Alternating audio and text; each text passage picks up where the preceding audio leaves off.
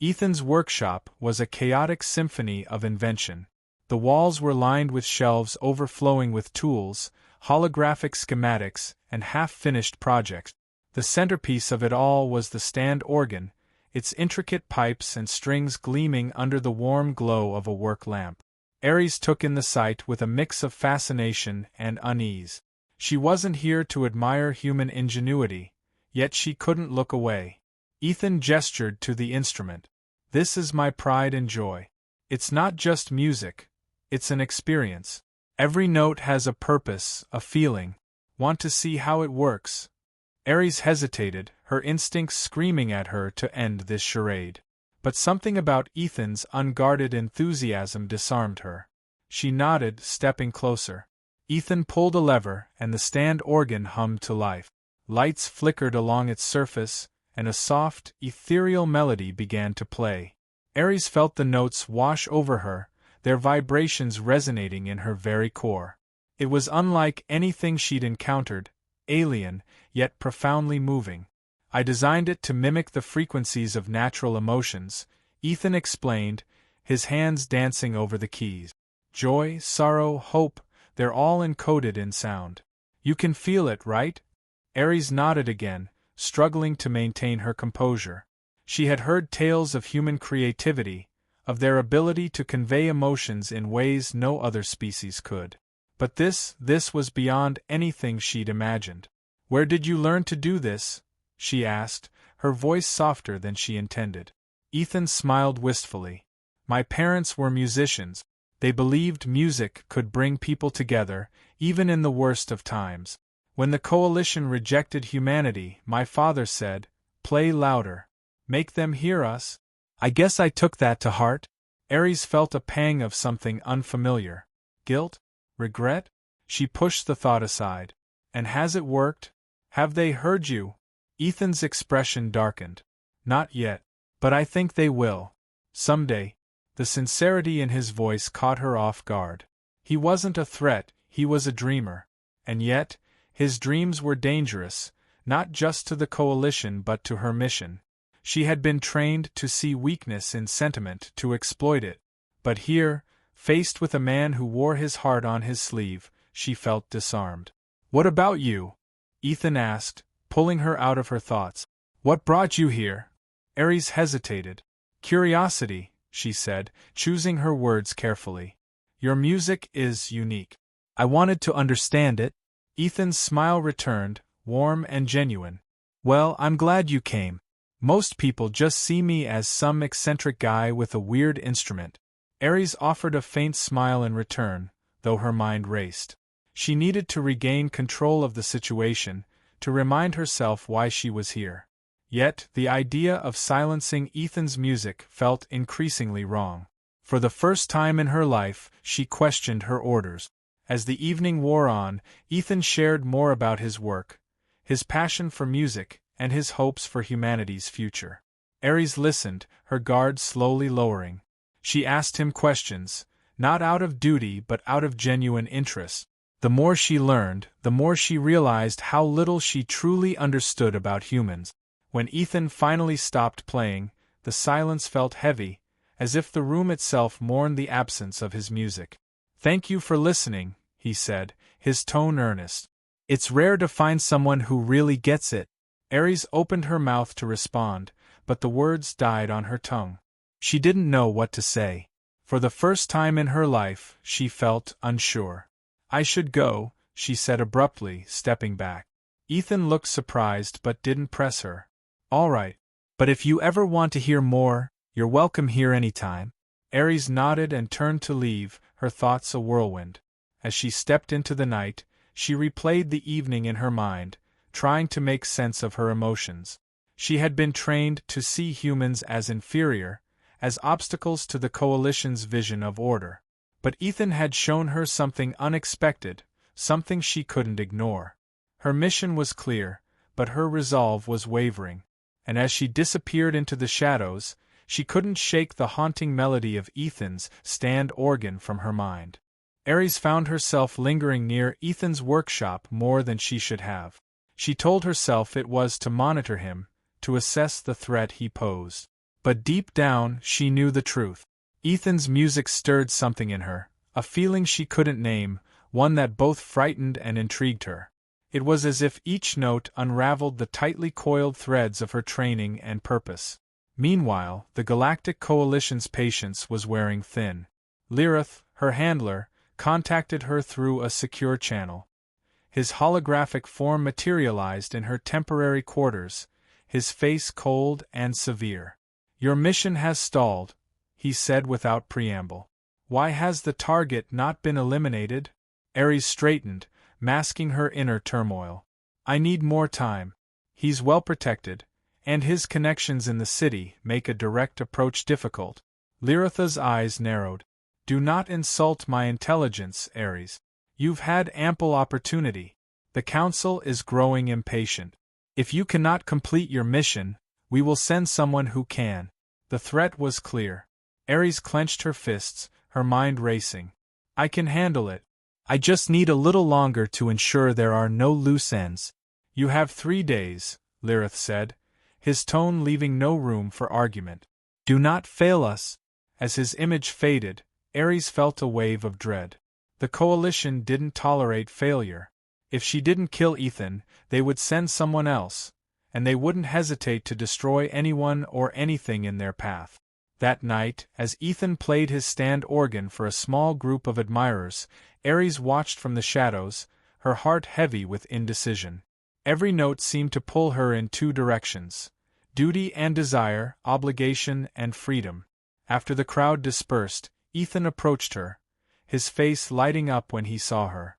"Ares, you came back. Did you enjoy the performance?" She nodded, her voice catching in her throat. "It was beautiful. You have a gift?" He laughed softly. "Well, thank you. It's not often I hear that from someone as serious as you." Ares frowned. "Serious? You've got this intensity about you," he said, his tone playful but not unkind. "Like you're carrying the weight of the universe on your shoulders." She looked away, the truth of his words cutting deep. "Maybe I am." Ethan's expression softened. "If you ever want to talk about it, I'm a good listener. Music's not my only talent, you know." For a moment, Ares considered telling him everything, about the Coalition, her mission, the danger he was in. But she quickly dismissed the thought. He wouldn't understand, and even if he did, it would only put him in more danger. "I appreciate that," she said instead. "But some burdens aren't meant to be shared." Ethan studied her for a moment, then nodded. "Fair enough. But if you change your mind, I'm here." His kindness was like a knife to her chest. How could she destroy someone so genuine, so full of life? And yet, how could she not? If she failed, the Coalition would come for him, and they wouldn't stop at him. They would raise Avalon Prime to the ground to make an example of him and humanity. Over the next 2 days, Ares shadowed Ethan more closely, telling herself it was part of her mission. She watched him interact with others, saw the way he inspired hope in those around him. She even began to help him in his workshop, offering insights into alien technology that left him both impressed and curious. "You're full of surprises, Ares," Ethan said one evening as they worked to repair a damaged component of the stand organ. "You've got a mind for this stuff. Were you an engineer or something?" "Something like that," she said, avoiding his gaze. Ethan chuckled. "Mysterious as ever. I like that about you." Ares felt her cheeks warm, a reaction she couldn't remember experiencing before. She cursed herself for letting her guard down, for allowing herself to feel anything for him. This wasn't supposed to happen. On the 3rd night, as the deadline from Lirith loomed, Ares received an encrypted message. It was a simple directive: complete the mission now or we will. The ultimatum left her shaken. She paced her quarters, her thoughts a chaotic storm. Killing Ethan would end the threat to him and Avalon Prime, but it would also extinguish the light he brought to the world. Defying the Coalition, however, would mean betraying everything she had ever known. Could she do it? Could she leave behind her people, her purpose for one man?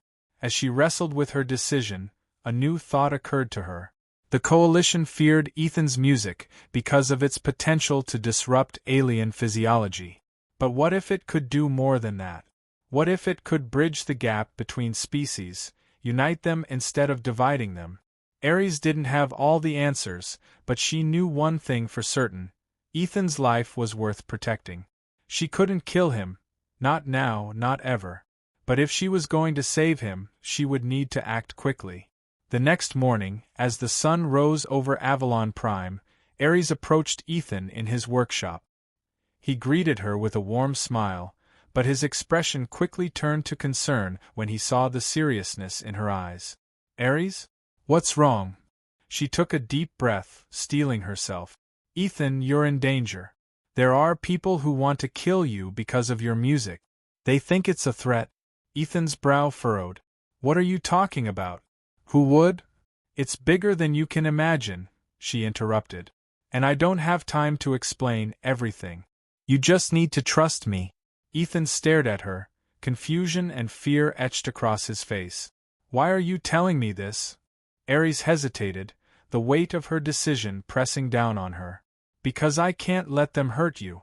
Not after everything I've seen, everything I've felt."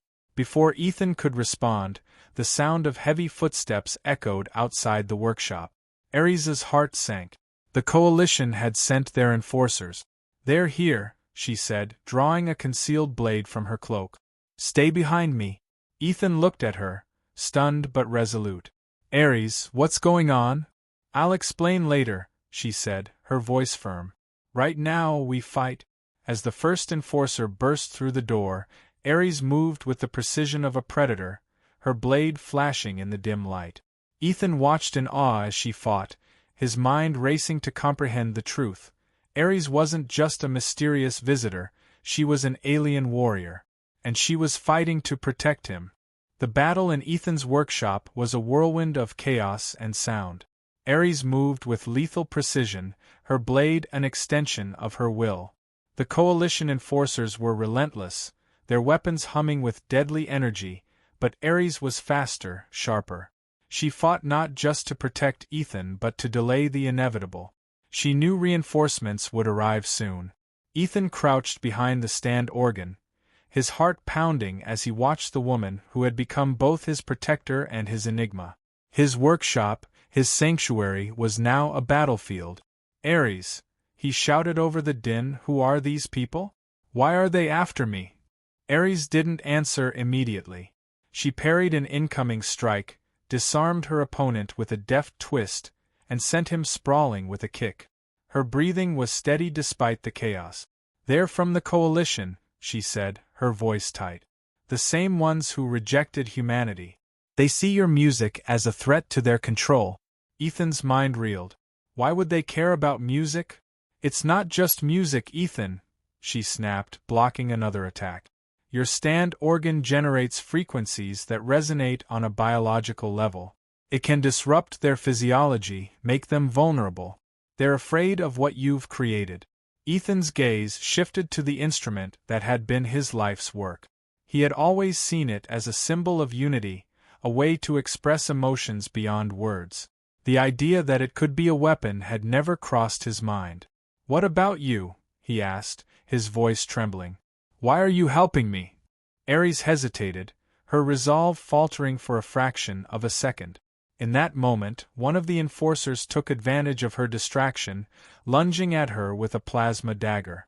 Ethan shouted a warning, but Ares was already moving. She sidestepped the attack and delivered a precise strike that incapacitated her foe. When the last enforcer fell, Ares turned to Ethan, her expression a mixture of exhaustion and determination. "Because I believe in what you're doing," she said finally. "And because I can't let them destroy you." The aftermath was a tense quiet, broken only by the faint hum of the stand organ's residual energy. Ares locked the doors and began inspecting the fallen enforcers for any hidden communication devices. Ethan stood nearby, his mind racing with questions. "You knew this would happen," he said, his tone accusatory. "You've known all along, haven't you?" Ares didn't look at him. "Yes.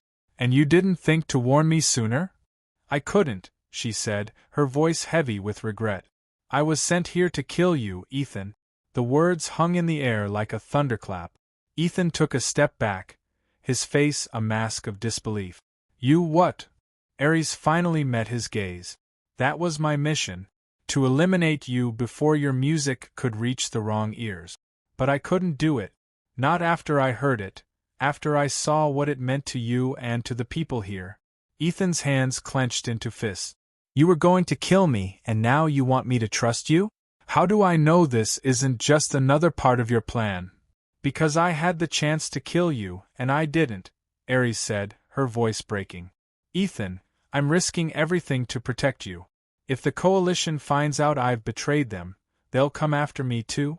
Ethan's anger faltered, replaced by a flicker of understanding.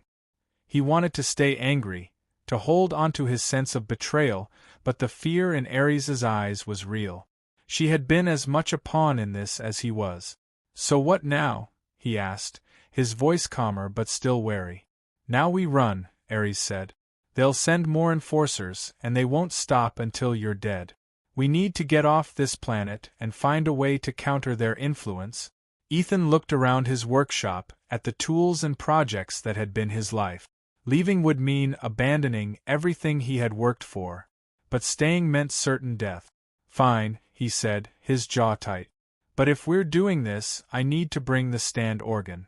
It's the only thing that might give us a chance. Ares nodded. Then we move fast. We don't have much time. The escape was a blur of calculated risk and raw desperation. Ares led Ethan through the labyrinthine streets of Avalon Prime, avoiding patrols and surveillance drones. She had activated a jammer to block coalition trackers, but it wouldn't last long. As they neared the spaceport, Ethan couldn't help but marvel at Ares's efficiency. She moved like a shadow, her every step purposeful. Yet, despite her training, there was a vulnerability to her now, a crack in the armor she had so carefully constructed. When they reached the hangar, Ares accessed a concealed panel and opened the door to a sleek, unmarked starship. Ethan hesitated at the threshold, the weight of the moment pressing down on him. Are you sure about this? He asked. If we do this, there's no going back. Ares turned to him, her expression resolute. I've already made my choice. The question is, have you made yours? Ethan took a deep breath, then stepped aboard. Let's go. As the ship ascended into the starry void, Ares activated the autopilot and turned to Ethan.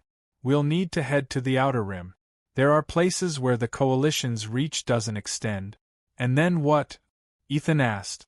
What's the plan? Ares hesitated. We find allies. There are others who oppose the coalition, other species who have suffered under their rule. If we can show them what your stand organ can do, we might have a chance to fight back. Ethan frowned. You make it sound like a war. It already is, Ares said softly. You just didn't know you were in it. Ethan sat back, his mind racing. He had spent his life trying to bring people together through music, to create something beautiful in a fractured galaxy. Now, that same music had thrust him into the heart of a conflict he barely understood. But as he looked at Ares, he saw a glimmer of hope. She had risked everything for him, defied her own people to protect him. And in her eyes, he saw not just a warrior, but someone searching for redemption. Then let's make them hear us, he said, his voice steady. Ares allowed herself a small smile. We will. Together. As the stars stretched into streaks of light, the ship jumped into hyperspace, carrying them toward an uncertain future, and a fight neither of them could afford to lose. The ship dropped out of hyperspace into the dim glow of a distant nebula, its swirling colors casting an ethereal light over the cockpit. Ares guided the vessel toward a hidden station nestled on a barren moon. It was a haven for smugglers, exiles, and those who lived beyond the coalition's reach. Here they would find the allies they needed, or so she hoped. Ethan sat beside her, his fingers idly tapping on his knee. He had spent the journey modifying the stand organ, integrating alien technology Ares had scavenged from the ship's storage. His determination to perfect the instrument mirrored her own resolve to keep him safe. This is it? Ethan asked as the station came into view. It was a patchwork of metal and stone, its design as chaotic as the lives of those who called it home. Not much to look at, Ares admitted, but it's safer than most places. As they docked, Ares handed Ethan a small communicator. Stay close and follow my lead. We don't know who we can trust yet. Ethan nodded, the weight of their mission settling heavily on his shoulders. Together, they stepped into the station, where a cacophony of languages and sounds greeted them. Merchants hawked wares from stalls, mercenaries watched from shadowed corners, and travelers moved with purpose through the crowded corridors. Ares led Ethan to a secluded chamber where an old acquaintance waited. Tvala, a reptilian diplomat-turned-rebel, rose to greet them. Her scales shimmered in the low light, and her golden eyes narrowed as she studied Ares. "You've got some nerve showing your face here," Tvala hissed. "The coalition has a price on your head." "I'm not here to cause trouble," Ares said calmly. "I need your help." Tvala's gaze shifted to Ethan. "And who's this? Another coalition deserter?" "No," Ares said. "He's human, and his music might be the key to ending the coalition's reign." Ethan stepped forward, meeting Tvala's skeptical gaze. "I know it sounds far-fetched, but it's true. My stand organ can generate frequencies that resonate with every species. It's not just music, it's a way to unite us." Tvala tilted her head, intrigued despite herself. "Prove it." Ethan glanced at Ares, who gave him a slight nod. He set up the stand organ, his movements deliberate and precise. The moment he struck the first chord, the room seemed to shift. The melody was soft at first, like the whisper of a gentle breeze, but it grew, filling the chamber with a symphony of emotion. Tvala's eyes widened as the notes washed over her. The music seemed to reach into her very soul, evoking memories of home, of hope, of a future free from oppression. When the final note faded, the room was silent, save for the faint hum of the instrument. That, Tvala's voice was barely a whisper. That was extraordinary. Ethan looked at her, his expression earnest. "If we can amplify this, if we can broadcast it across the galaxy, it could inspire others to rise against the coalition. We just need the means to do it." With Tvala's help, Ares and Ethan secured access to a network of rebel factions. Word of Ethan's music spread quickly, and soon they found themselves at the center of a growing movement. The stand organ became a symbol of resistance, its melodies a rallying cry for freedom. But the coalition was not blind to their efforts. Enforcers tracked them relentlessly, forcing Ares and Ethan to stay on the move. Each performance came with the risk of capture or death, but the impact was undeniable. Across the galaxy, species that had once lived in fear began to fight back, united by the power of Ethan's music. As the rebellion grew, so did the bond between Ares and Ethan. They became partners in every sense, their trust in each other unshakable. Ares had found something she never thought possible, a purpose beyond duty, a connection that transcended her past. One night, as they prepared for a broadcast from an abandoned space station, Ethan approached Ares. "Do you ever think about what happens after this? After the coalition falls?" Ares paused, her gaze distant. "I've spent my whole life fighting. I'm not sure I know how to stop." Ethan smiled gently. "Maybe you don't have to. Maybe we just find a new fight, one worth winning together." Ares turned to him, her eyes softening. "You make it sound so simple." "It's not," Ethan said, stepping closer.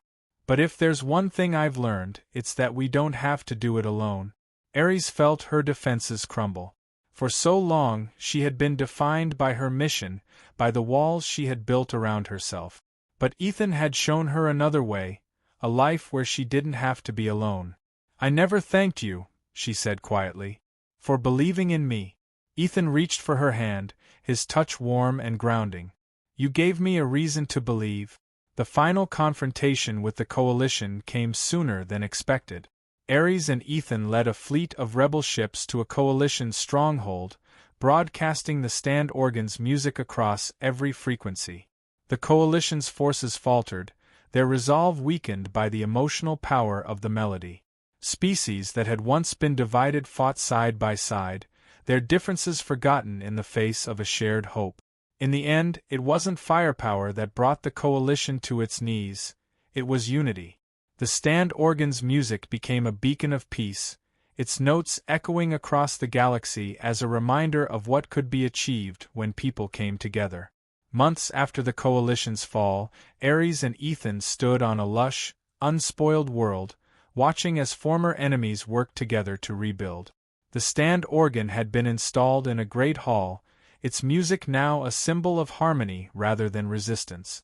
"So, what's next?" Ethan asked, his arm around Ares. She smiled, leaning into him. "Whatever we want. For the first time, the future's ours to shape."